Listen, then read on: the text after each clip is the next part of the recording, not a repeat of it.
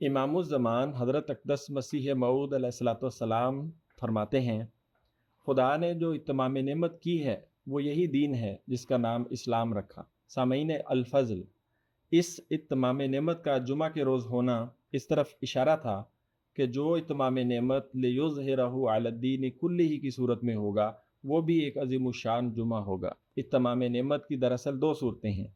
अव्वल तकमील हिदायत जो हुज़ूर सल्लल्लाहु अलैहि वसल्लम के ज़माना में कामिल तौर पर हो चुकी, और दूम तकमील इशात हिदायत जो अल्लाह ताला ने मसीह और महदी के ज़माना में मुक़द्दर की। इसलिए ये वक्त वही वक्त है जिसकी पेशगोई अल्लाह ने की, और इस वक्त रसूलुल्लाह सल्लल्लाहु अलैहि वसल्लम का ज़ुहूर बुरूज़ी रंग में हुआ है और एक जमात सहाबा की फिर से हस्बे वादा कायम हुई है। इत्माम नेमत का वक्त आ पहुँचा है, लेकिन थोड़े हैं जो इससे आगाह हैं।